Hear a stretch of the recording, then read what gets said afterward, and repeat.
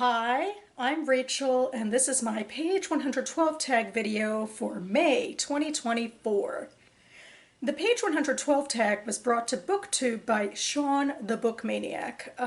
He based it off of a French literary prize wherein the long list of said prize was comprised by reading solely page 112 of the books, which were all novels, I believe, in contention. And so page 112 in most novels is supposed to be past all of the polished for editors pages in the middle, and the point is then you have to judge the book based solely on the quality of the writing because you don't have any context for the rest of the story. So I've been using this tag since the beginning of COVID times to whittle down my physical unread shelves while, of course, building them back up again. I have this Books and Cats mug that's filled with pieces of paper that comprise titles of books on my physical shelves that I've acquired in 2023 or earlier. And each month I pull out 3 random titles on this video and then read page 112 with you, discuss their merits, and then choose one of the books for my month's TBR. Of course, the point of a TBR game is to play by the rules, but I also, have other things that get into my head, like being overwhelmed by the BookTube prize reading I have to do. There's also, on my physical unread shelves, a copy of We Were the Lucky Ones by Georgia Hunter, which was recently turned into a Hulu adaptation, so I would be very intrigued to read that book and, watch the adaptation and blog about it. And, I have other, concerns in my head about things that would be easier for me to read than not. But, I do at least play to the effect of choosing these pieces of paper randomly and not gaming this part of the game. But we'll see how everything goes. So I'm going to go ahead and start with my book number 1. Just trying to dig in here. Okay.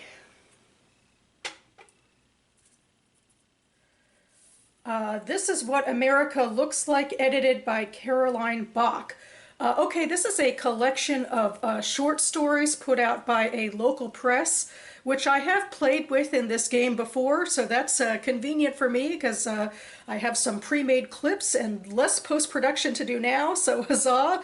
Also, short stories feel apropos for International Short Story Month, so it's nice.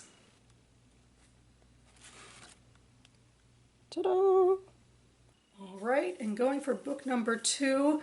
I like getting genre variety too, and I'm pretty hopeful because most of the books in here are novels instead of short stories, so it'll be something a little different no matter what. Alrighty, just have to try to make sure they don't stick together either, but okay. This one is Not Our Kind by Kitty Zeldis. It's another book I've played with before, so nice for the post-production, and it's historical fiction.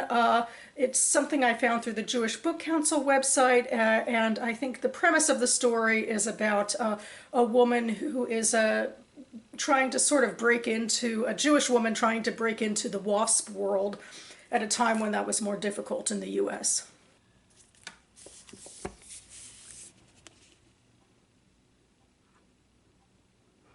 And finally, for book number 3, I know that We Were the Lucky Ones is also Jewish historical fiction. So same genre as another book on this TBR game, but I would not mind in this case. Okay, here we go. And book number 3 is The Unsinkable Greta James by Jennifer E. Smith. This might be a new one to the game. It might be a 2023 acquisition. I'm not entirely sure. I'll have to check. And I think it's might be contemporary non-Jewish fiction for something a little different again. So that's nice to have that variety, and I'll look forward to seeing what I think about this page.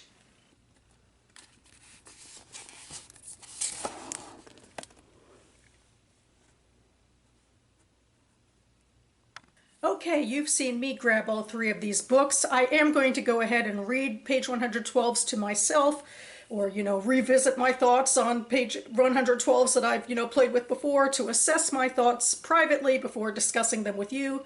But I'll be back soon, and stay tuned. Okay, I am back and ready to talk about these 3 books, starting with my pick number 1.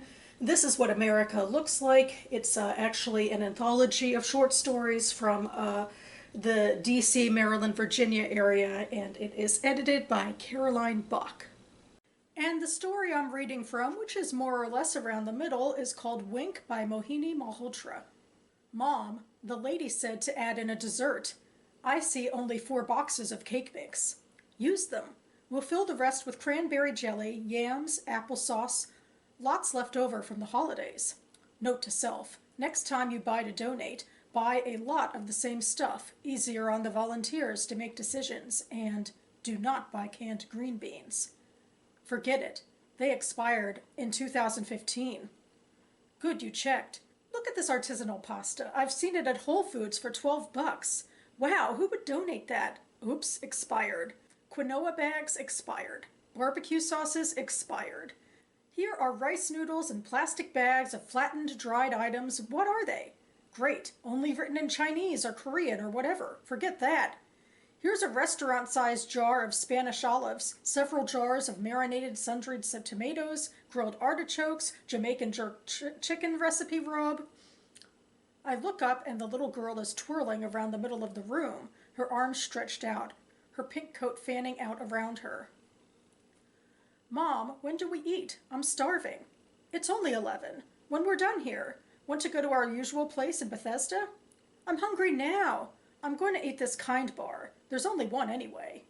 He's about to unwrap it and I shout, Put that down. That could be breakfast for a child. Hey, you can be hungry for an hour. Imagine how many kids go hungry for much longer. Sean throws it back on the shelf, grabs 2 finished meal bags, and marches them to the pickup counter. The little girl swallowed by the big pink coat has stopped twirling and is staring at us. Her 2 braids are flying out of her winter hat. Her wide dark eyes peek from under her frock's fur lining. I slide the Kind bar into the meal bag, slowly lift up the only bag of chocolate chips and solo large plastic bottle of apple juice, lower them into the bag, and walk it to the counter. I point to it and wink at her. She hides a smile inside her jacket. Now, on to toiletries, I say to Sean, observing the girl out of the corner of my eye. She's hopping and skipping toward the counter. My son packs toiletries to a beat only he can hear. We put together over 120 toiletry bags in an hour. I am finishing up my last one, rummaging in the shampoo bin, and I see a small bottle, Oribe Gold Lust Repair and Restore. Can it be? My hairdresser was just talking about it when I went in for my color touch-up last week. I had Googled it. $154 for a bottle. This was a 2-ounce sample, the only one amidst many shampoos. Some poor woman or man wouldn't know its worth. Okay, so I actually liked it a little better the second time I read it. I didn't like it as much the first time, and I think maybe it speaks to the complications of short stories, reading them for the page 112 tag. I mean, this is technically the middle of a short story, but it's a very short story. It's only like 3 pages, and I don't know, maybe I would have gotten the rhythm more from the first page or something, but mostly I didn't like all of the, dialogue heaviness, and I think there was some incorrect grammar in here too that threw me off. And it's just really hard to get invested. I think it seems to be a scene that takes place in some sort of homeless shelter where a woman is berating her son for not caring enough, basically. And of course, at the end, there's the irony that she finds something like in the grab bags that she wants, even though it's supposed to be for, people in need. And here she won't even let her son, who's hungry, have a Kind bar. So I don't know. I guess, the little girl was an interesting touch, I suppose. But, it just, it was jarring, like all of the, the dialogue, and I really couldn't get a sense of the voices. And then finally we get into a little narrative, and it was a little easier. But yeah, it was a rough one, I think. Book number 2 is Not Our Kind by Kitty Zeldis. Only a taste, and only when Win isn't around. She must love that, Eleanor enjoyed trying to picture it. How's she doing anyway, with her schoolwork and all? Really well. She's a bright girl. I wouldn't be surprised if she turned out to be a writer. Our Margot, you think?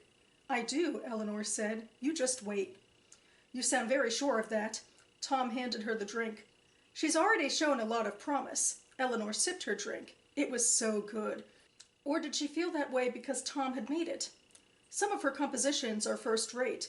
As good as any student I've ever taught. Better, in fact. Oh, that's right.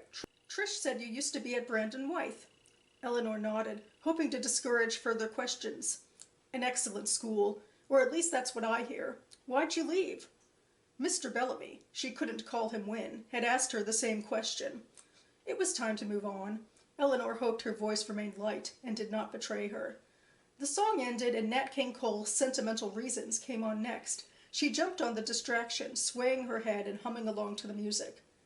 Tom took another sip of his drink, set it down, and grinned at her. Shall we dance? He said. Clearly her ploy had worked. Pie forgotten, Eleanor set her own drink down and moved easily into his open arms. They danced without speaking for a few minutes, but the silence brimmed with sensation. Tom felt so different from Ira, tall, sinewy, with an expansive, easy way of moving. The song ended, and an announcer's unctuous voice came on, extolling the many considerable virtues of the latest model Chrysler. Tom let his arms remain around Eleanor, and she did not move away. So yeah, this is kind of what I was talking about from the last one, in that, or the opposite of the last one, because there was a little bit of exposition to explain Eleanor's feelings, but there was a lot of present action going on in this page. We had a lot of dialogue, people talking in real time, and then they were dancing in real time. So I feel like that's more compelling in terms of storytelling, although I do like me some exposition. And in this case, though, I'd quibble about it. There's not a lot of exposition, but I'd quibble about it because I think the author is bashing us over the head a little too much with Eleanor's concern over this question about her past work history.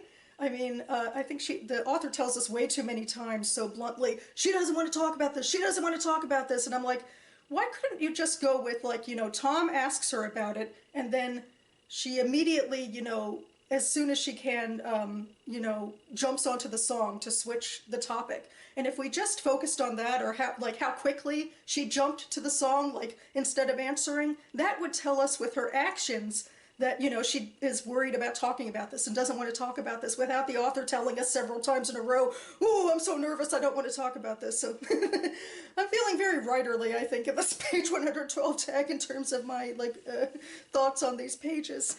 But I think this is interesting. We obviously have a character with a hidden past, and she has this interest, it seems, in this other character, Tom. Since we're in the middle of the book, there's a lot we just don't understand. We're in the middle of a conversation. We're talking about this character, Margot, and we can tell from the dialogue that she's Eleanor's pupil, and that we don't know how Tom, I think, fits into that equation. But yeah, so, that part is, confusing because we don't have the context, but it seems like it has promise for interesting character relationships, but I do want to quibble about, I guess, that one thing. Kind of just feels a little too pedestrian. And finally, book number 3 is The Unsinkable Greta James by Jennifer E. Smith, which indeed I did acquire early in 2023 from a free little library in front of the Writer Center. So I've never played with this before, and I'll be reading page 112 with you now. She doesn't expect an answer, but he shifts beneath the blanket and his head appears again. She would have told you to go, he says, so you don't get sick too. No, I know what you meant. His voice is harsher now, but she's not here, so what good does it do to think about it? Greta's heart cracks a little at this. She closes her eyes, trying to picture her mother, and the image that surfaces is that of Helen in the front row of one of her shows, bright-eyed and loose-limbed and grinning. Conrad has only seen Greta play once in the last 10 years, at her album release party, which he came to under protest, less than thrilled about missing a work conference. Afterward, when she asked what he thought, he shrugged. It was pretty good, he said, as these things go. But Helen, she didn't just love seeing her daughter perform, she loved the actual shows too. She always had, ever since the days of middle school talent shows and gigs at local restaurants. The first real performance she saw was years ago, before the EP, before the album, before anything really, when Greta flew her out for a short set at a small but enthusiastic venue in Seattle. At the time, Helen was still a school nurse and kept delightedly telling everyone, taxi drivers and waiters, hotel clerks, and other musicians, that she was on spring break. Greta had picked her up from the airport and suggested they go shopping for something more concert appropriate, something where she wouldn't stand out so much in a crowd. But of course, Helen insisted on wearing her usual khaki pants and cardigan and loafers. "I don't mind sticking out, honey," she said cheerfully. "That way you'll be able to spot me." The crowd wasn't huge that night, maybe a couple hundred people. But as soon as she stepped out on stage, Greta saw that her mom was right. Okay, so I think this one's kind of interesting. It fits sort of a page 112 problem area in the beginning, where we're starting in the middle of a conversation that we don't have the context for. That's the way it goes, and it has to stand on its own. And what I can get from that conversation is that the two people are arguing about something. And it seems like the man, I'm assuming, is Conrad, and I'm assuming he's bringing up Greta's mother because then Greta goes into a memory of her mother. I'd also assume that Greta and Conrad might be intimate because there's, reference to, being under sheets and that sort of thing, which is sort of a bummer given the memory Greta has of Conrad and how disinterested he is in her music career. He's kind of a dick about it. But the memory of her mother is quite charming, I think, about, her flying out to see her daughter's show, it's sort of when she was still a big nobody. I mean, granted, hopefully for a fair amount of people, I would hope parents are still their fans no matter what. But the mother, I just feel like it's just so charming, Helen, saying that she's a school nurse to everybody on spring break. It's just kind of cute. And, I don't mind sticking out in a crowd with my, mom outfit. I think I'm just falling for this character, how she's set up in this one backstory scene. I'm intrigued. I guess I'm hoping Helen is more of a character, not just in backstory ways. Well, I do have some, inference from what I remember of the jacket copy about what this book is about. So I don't know. But that's not what I'm supposed to be judging this page on anyway. I'm supposed to be, judging on the content. And I really did like how this character came off, and even the gist of what we get about Conrad and Greta, assuming those are the people I think they are, and Helen's the mom, and I think I got it now. And I really like this one. Okay, so when it comes to picking a book, I know that I'm talking about, technically 3 or at least 2 conversations I'm taking out of context because I, played with 2 of the books in the past. But for this one, I went ahead and, re-listened to the video and the clip I shared with you. And I was even more annoyed by the really clunky dialogue of the mom character, the rambliness of it. I just thought that it was kind of shoddily done, and that I wish that, I don't know, there was just a little more in between it or something. And I wish, I don't know, that maybe there was more action in between it or something. Basically, I just, too much, the rambly dialogue felt amateur to me, so I'm going to go put this one down. And I have other short stories on my TBR this month anyway, and that collection is on my Goodreads TBR as well, so I'll get to it sooner or later. But getting to the point of this video again, I now have to choose between these 2 books, Not Our Kind by Kitty Zeldis and The Unsinkable Greta James by Jennifer E. Smith.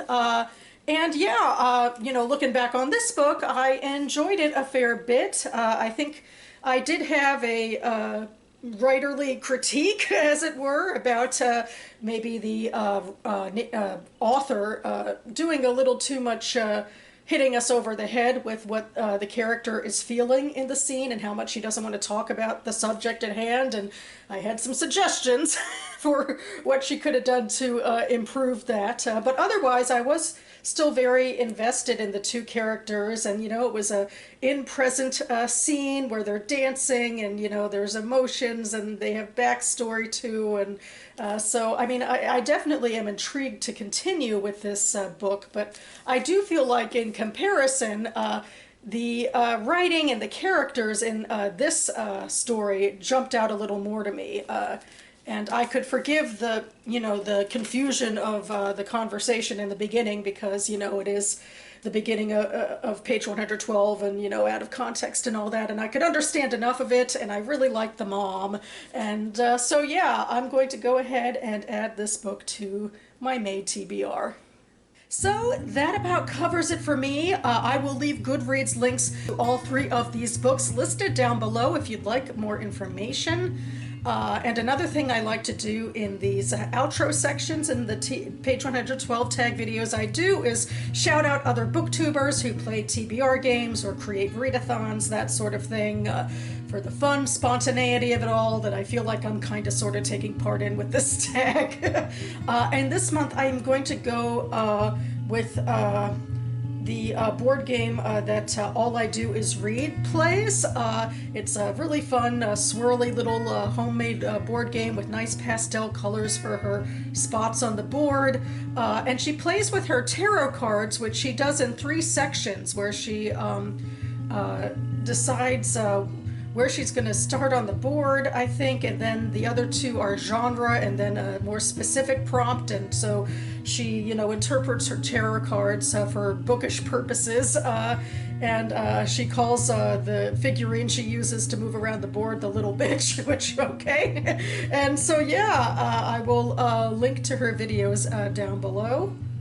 And I hope you are all doing well with your reading. If you're, taking part in readathons, TBR games, BookTube prize drama like I am, or, accumulating anticipated 2024 books, which is a nice segue into my next video I should be posting hopefully in a few days, which is my mock reads list of 2024 historical fiction books I want to get to this year. And yeah, again, I hope you're having a great reading day. Thanks so much for watching, everyone, and I'll see you next time.